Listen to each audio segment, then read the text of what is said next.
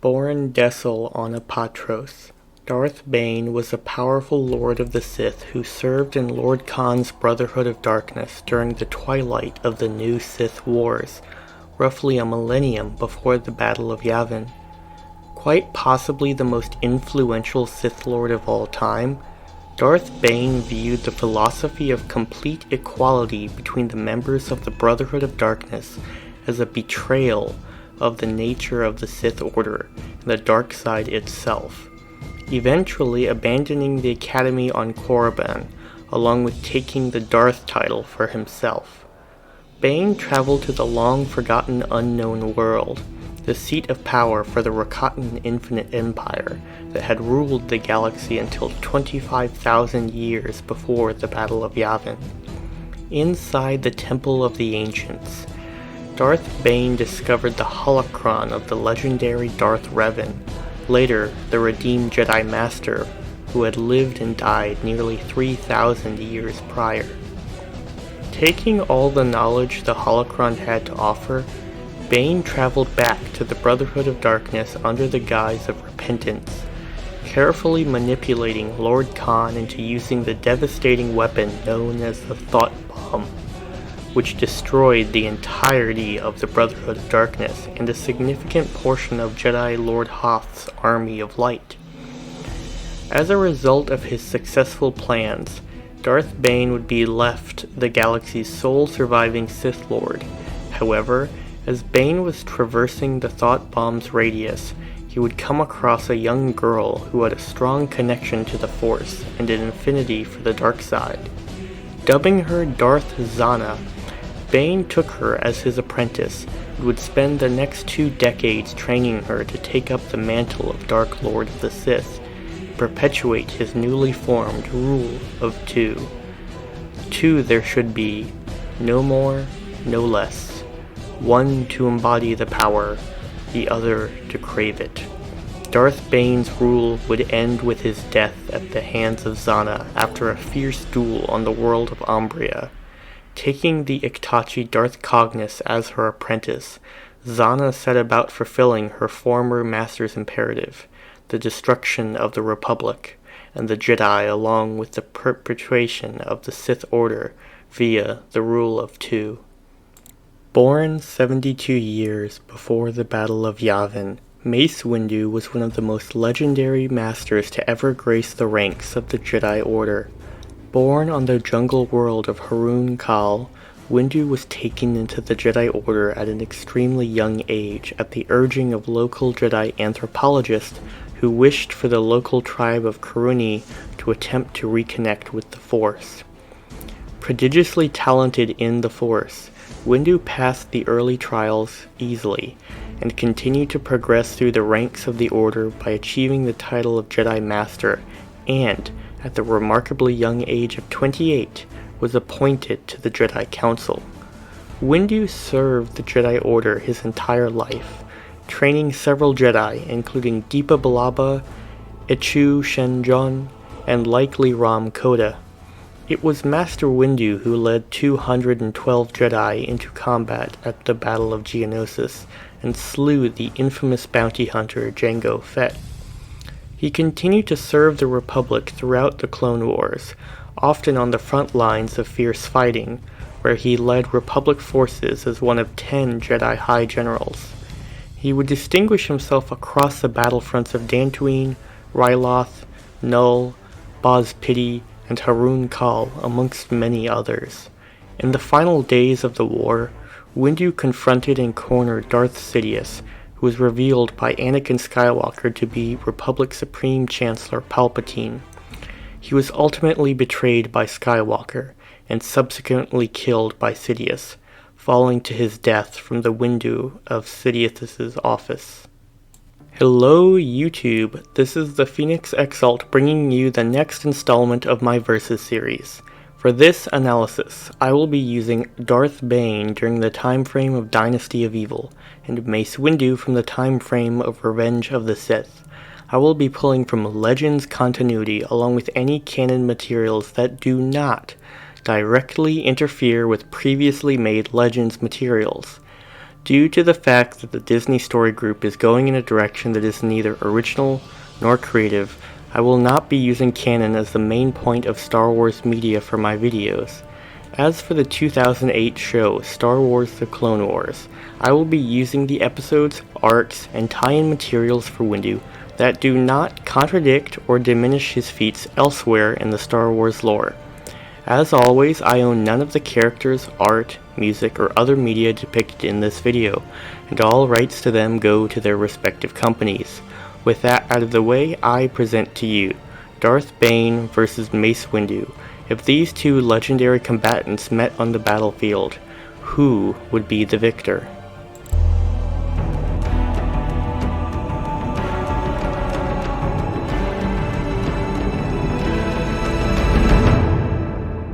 Years of working the minds of Apatros had crafted Darth Bane into a formidable warrior. A hairless human male in his mid to late 40s, Darth Bane was a heavyweight practically made of muscle who stood at an impressive 6 foot 5 inches. Accordingly, Bane's primary attributes were his strength and dexterity, though his speed and durability were also considerable. His speed allowed him to catch even his apprentice Zana off guard in their final duel, despite their presumably numerous sparring sessions together. As for his durability, Darth Bane has lived through a living hell of pain and suffering during his life as a Sith Lord.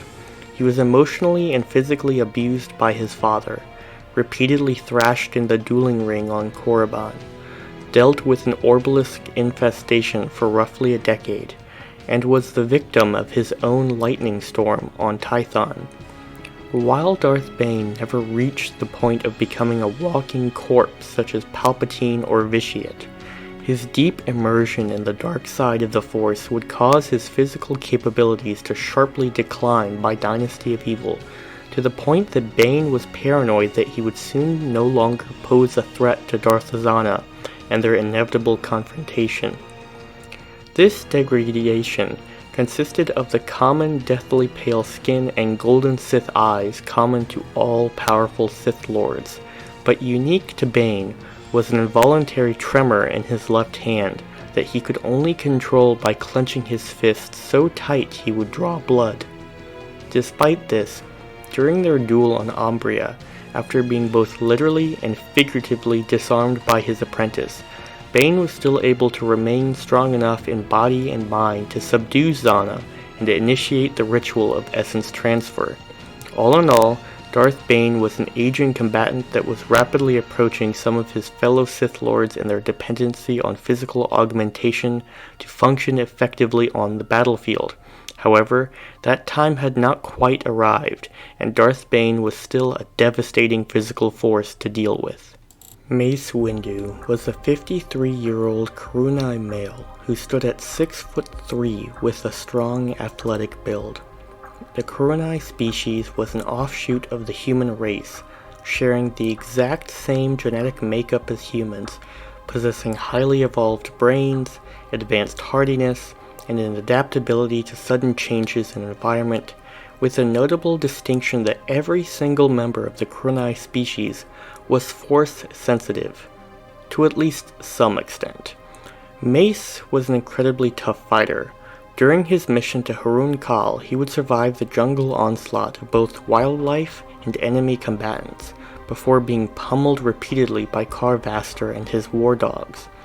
Then, during his final confrontation with Kar Vaster and Deepa Billaba, Windu would power through being stabbed in the gut with a lightsaber and keep fighting. Windu's greatest attribute was his speed, being able to land 6 punches on Kar Vaster before the man could so much as blink, and during his fight with Palpatine, Windu was described as moving so fast that he was blurring in and out of existence. Though, for that particular feat I do lend that more to the force boosting effect of Vab had rather than a natural ability, as despite this level of speed, he was unable to prevent the deaths of Saisi Tin and Agan Kolar that resulted from Palpatine's surprise attack. As for strength, Mace has been shown tearing apart B-2 super battle droids barehanded, though this was more than likely with force assistance. Additionally, it can be seen during Windu's multiple appearances that he was not out of his element during long battlefield campaigns. This conclusion is easy to call. While Bane is younger than Windu, even a conservative estimate of Bane's age puts him as only 5 years younger than Windu, which is hardly a large gap for middle-aged Force users. Additionally, Windu suffers from no dark side degradation, and has no known health defects, while Bane has several by the time of his prime. Even if I gave Bane an advantage in strength over Windu, Mace has proven that he can reliably contend with beings stronger than him, such as Carvaster. While Bane may be a muscle tank, he is simply not Carvaster level in terms of physicality. Mace Windu gets the edge in physical abilities.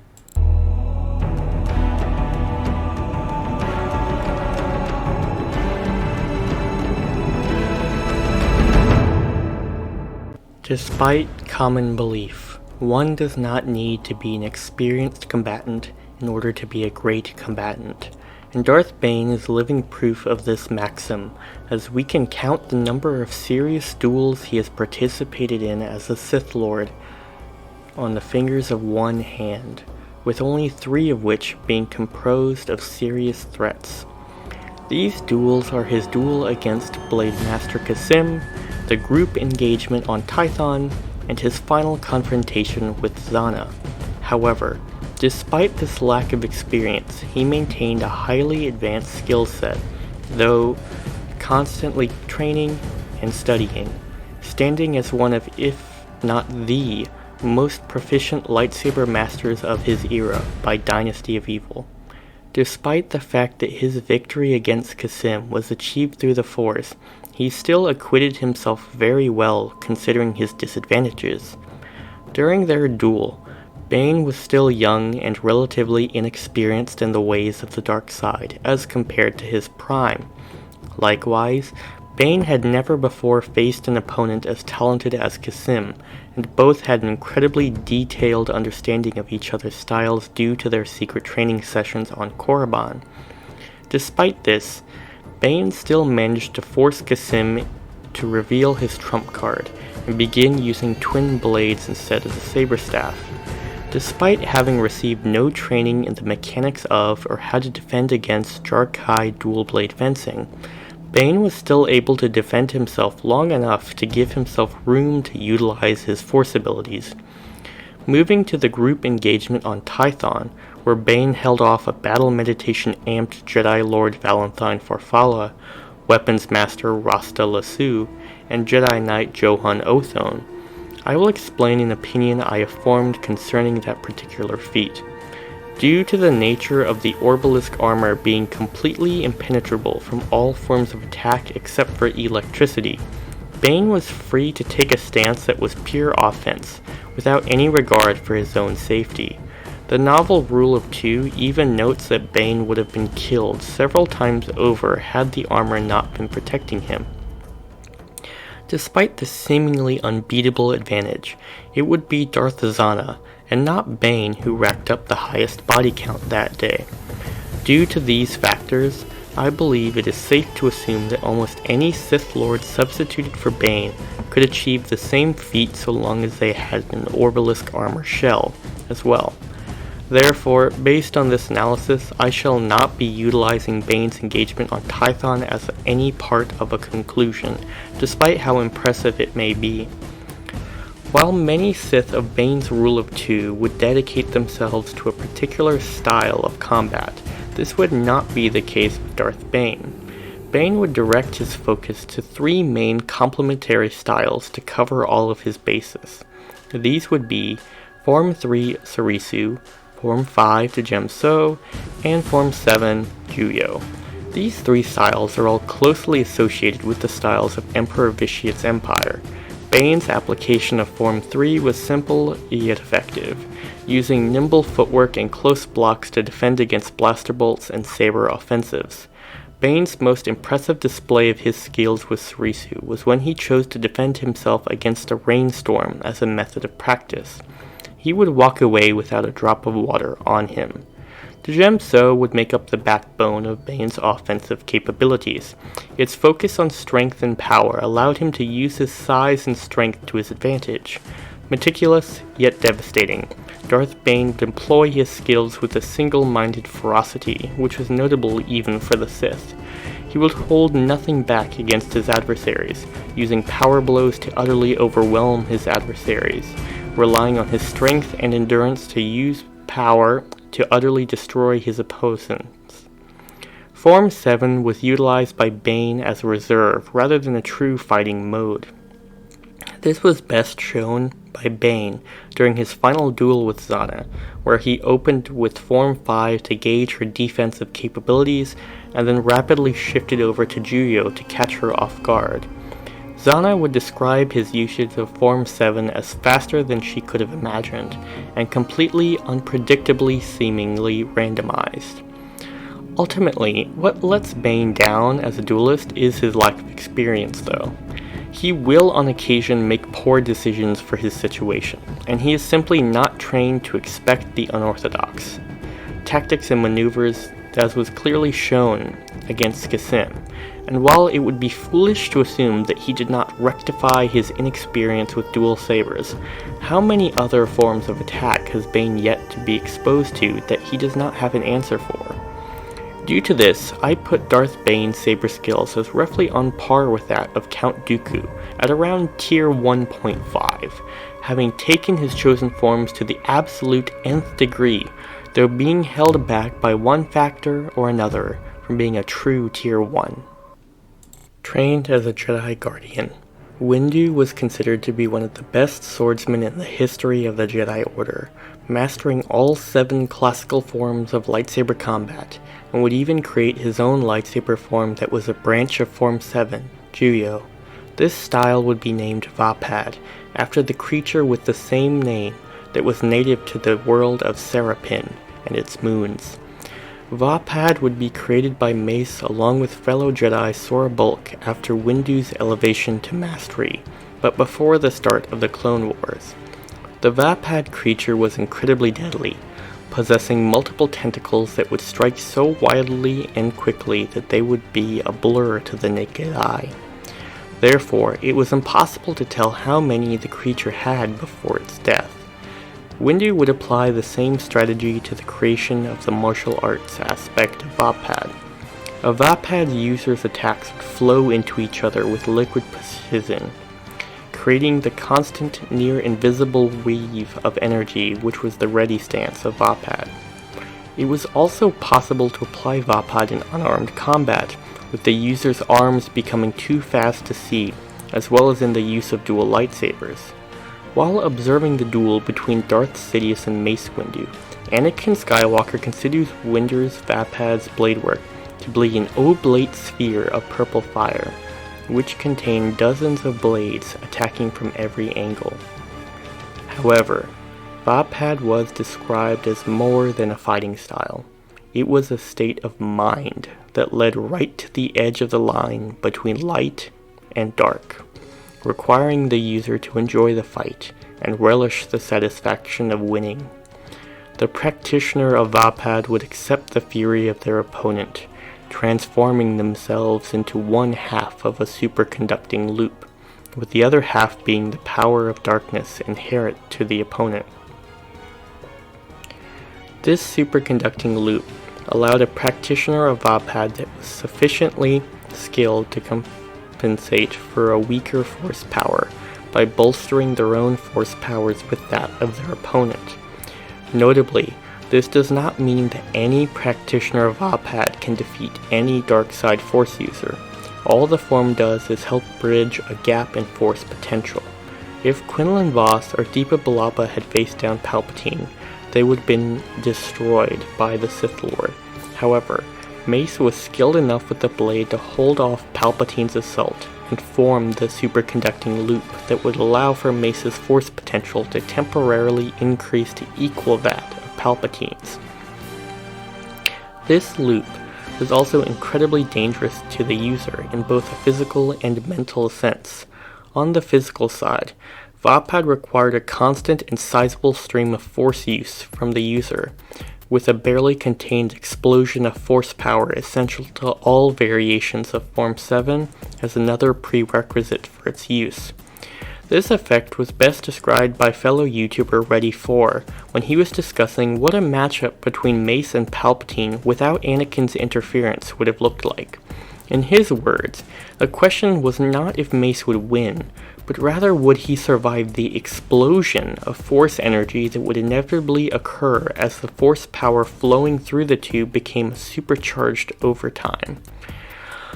On a more mental front, the form was also mentioned with a cautionary warning by the Jedi that use of Vapad led the user perilously close to the dark side due to its focus on physical combat.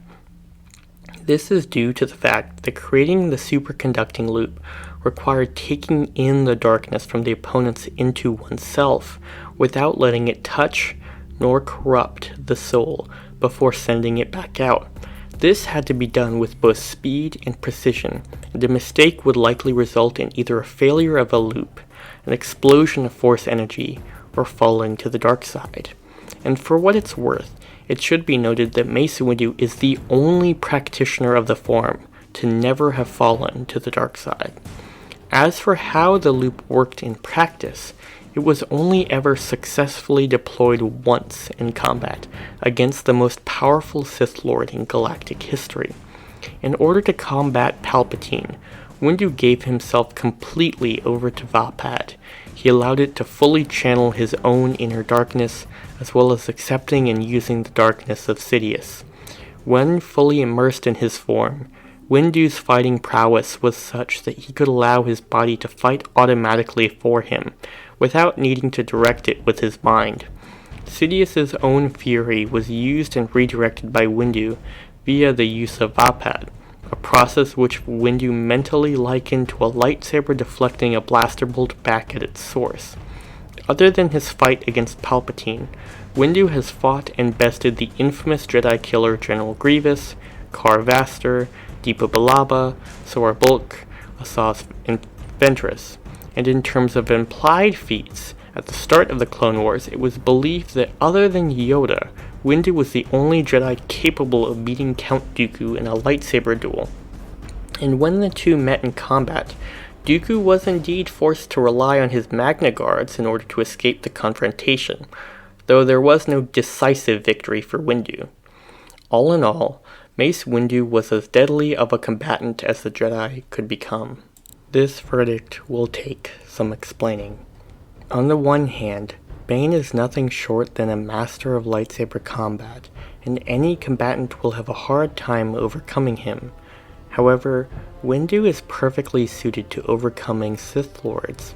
While not quite as elemental as Palpatine, Bane still draws on his fury and unleashes it like any other true Lord of the Sith. Therefore, Bane is exactly the sort of opponent that the style of Vapad is meant to counter, and therefore there would likely be little headway to be made against Windu. The best chance that Bane has is to overwhelm Windu before the superconducting loop can be put into place. However, given Windu's performance against Dooku and Grievous, along with Sidious for that matter, I don't see this happening. Additionally, it should be noted that Mace will have seen all of Bane's styles before, and was a master in all three. Meanwhile, Bane would have likely not been completely out of his depth against Mace's Form 7. There still is no possible way that he could have seen the intricacies of Vapad beforehand. As well, the variation simply didn't exist yet. Therefore, Mace Windu gets the edge in martial arts and lightsaber dueling.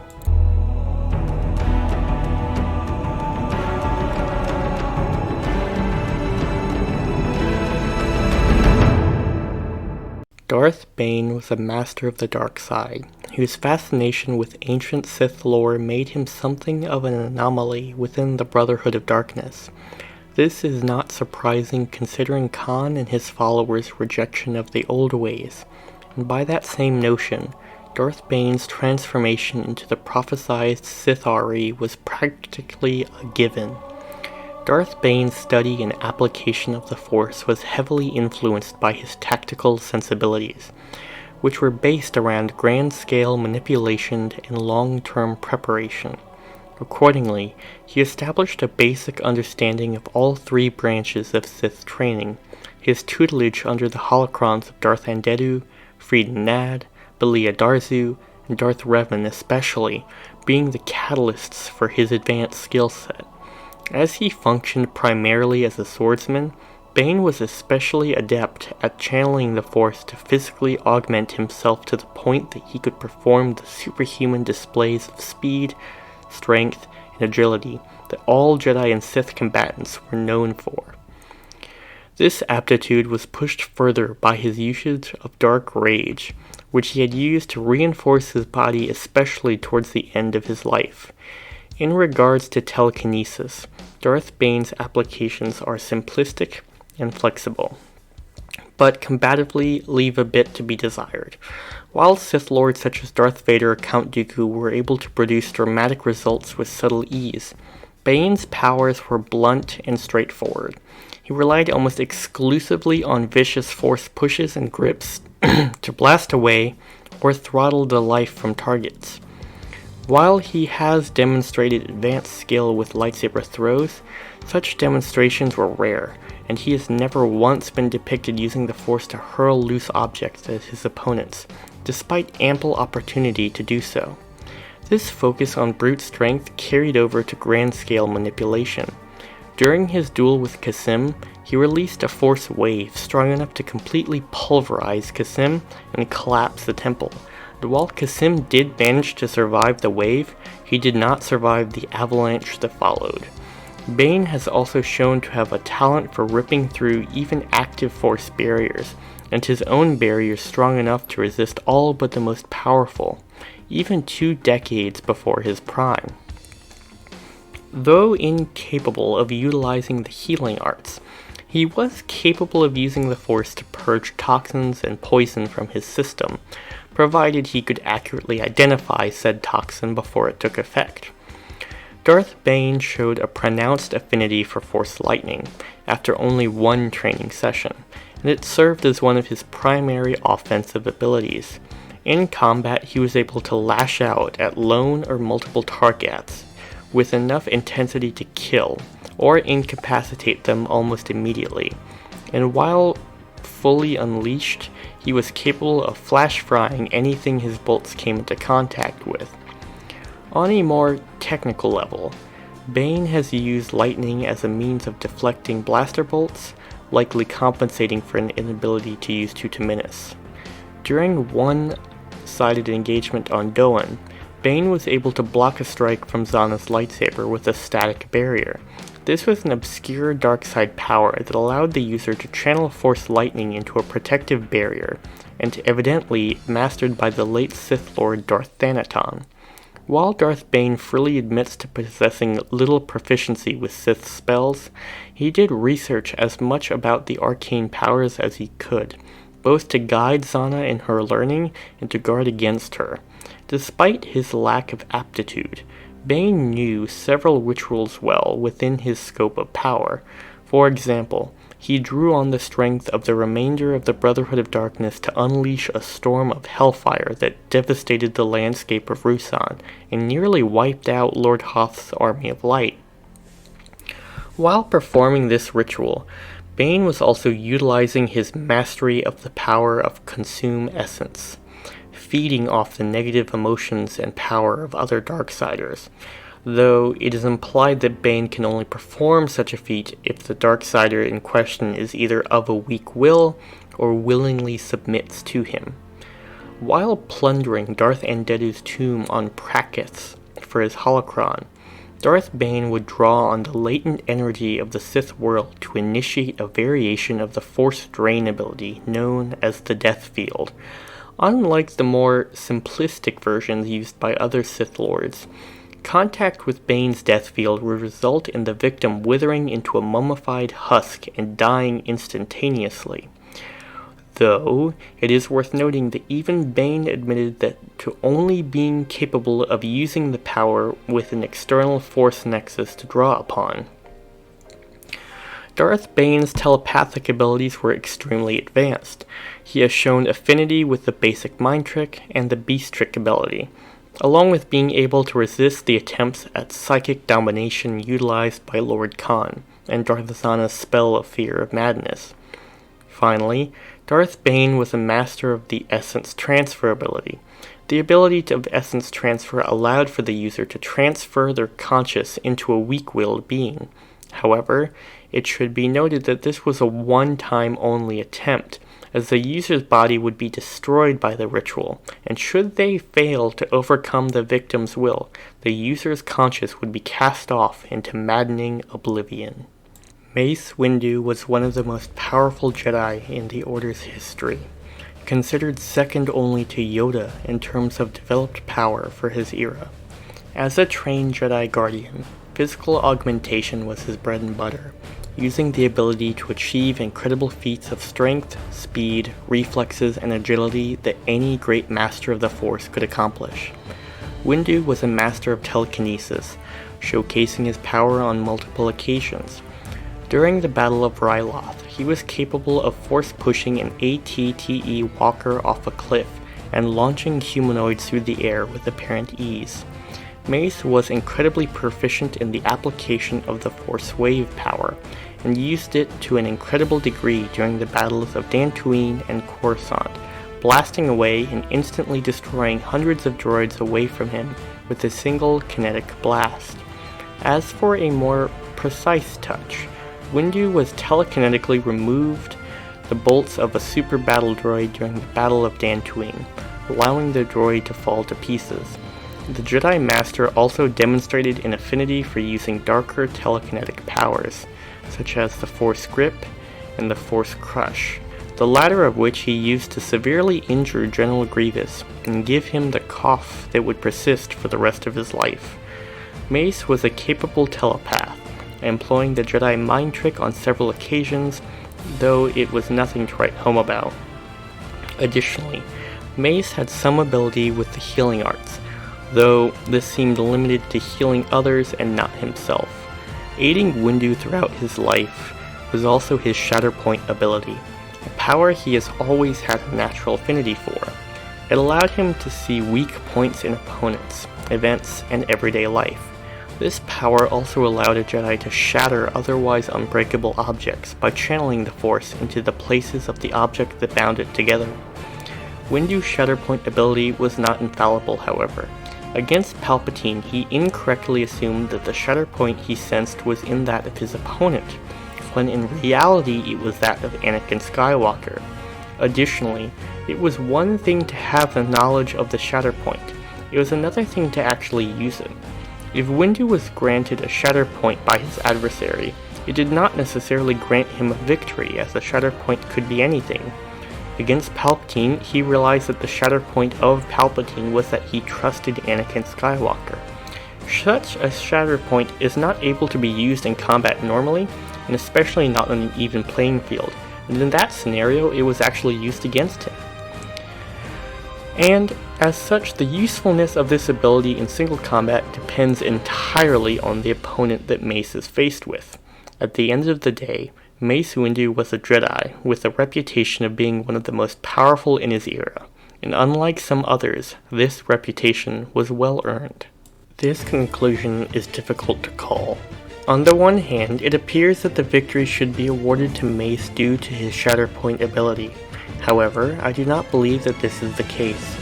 Keeping in mind that this verdict allows for only the use of Force powers, I simply do not see Windu as having anything in his arsenal to actually get at Bane. While sure, his telekinesis was prodigious, Bane's defenses can hardly be called weak. Additionally, Windu has no combative Tutaminis, and so Bane's lightning represents a serious problem for him. While some may look to Vapad as a way out for Windu, they would forget that Vapad is a martial arts form, and not a Force ability, and so Mace will not be able to utilize it in a pure Force duel. Additionally, while Mace's Shatterpoint ability is incredibly effective, I must stress that it does not grant him an unbeatable advantage, and even if Bane has a Shatterpoint that is applicable in a fair contest, Windu would still have to have the ability to exploit it, and I simply do not see him doing so with only telekinesis. Darth Bane gets the edge and force abilities.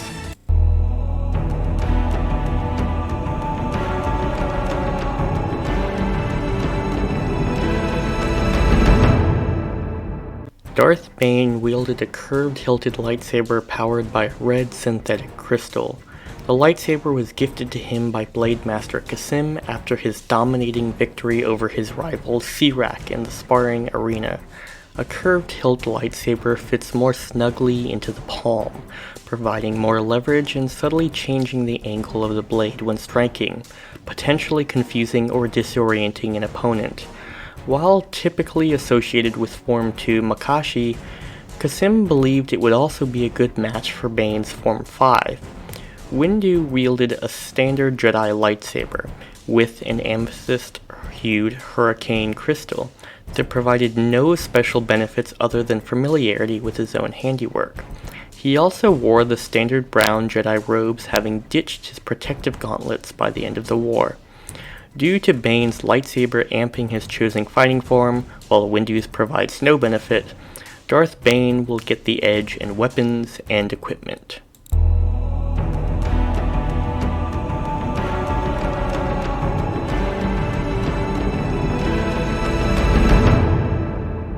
And now, the verdict.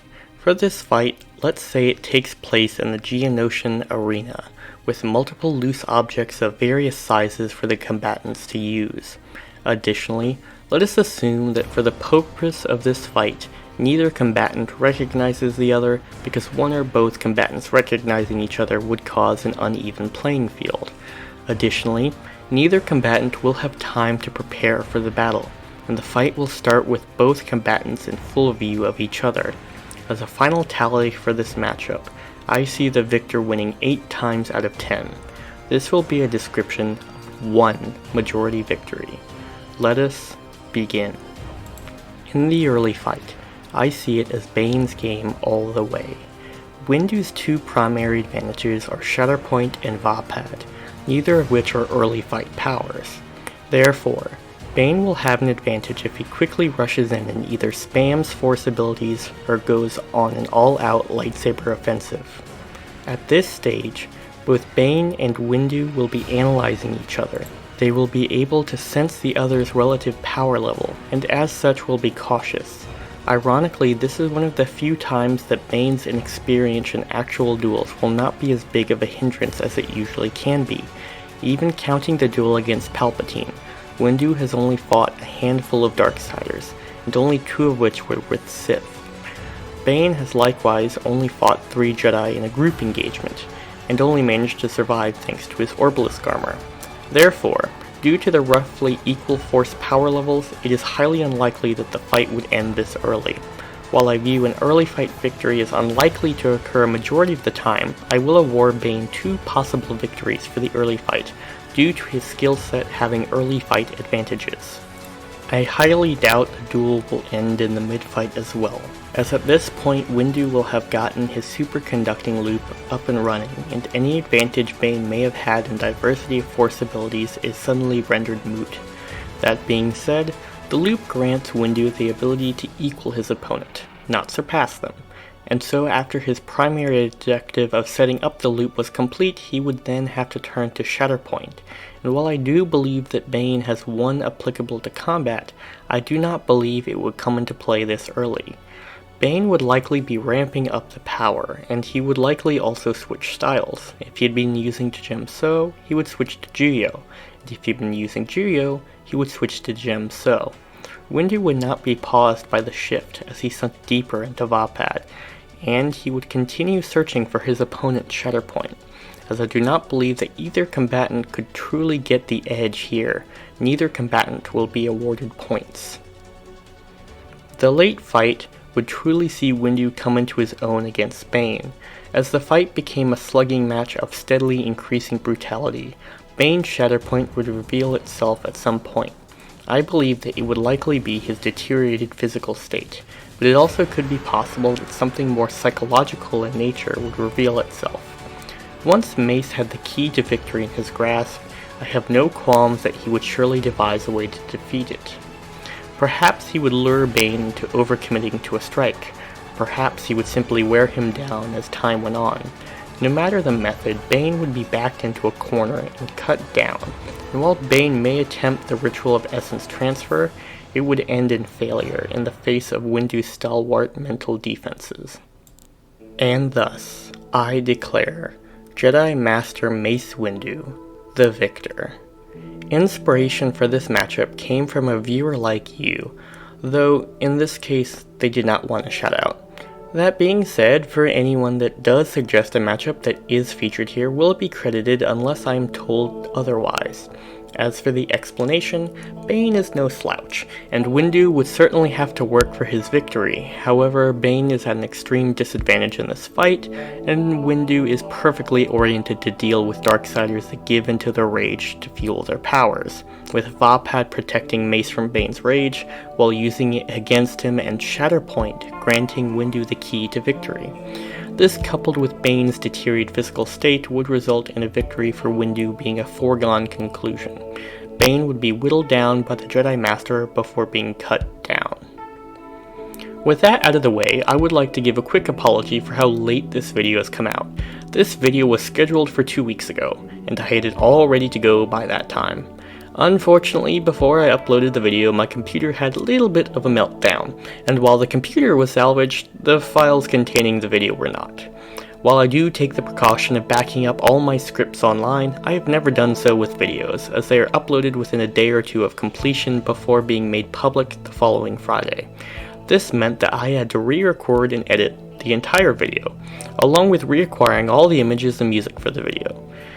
That would take me roughly a week or so to complete normally. However, the week before Halloween was also exam week, and so I had to delay working on the video for another week.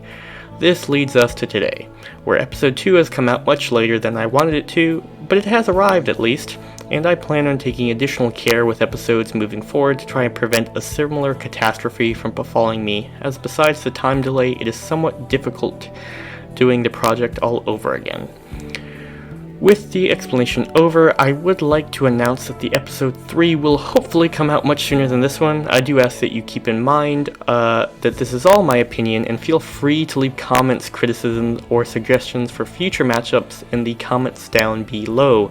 This is the Phoenix Exalt signing out, and may the Force be with you, always.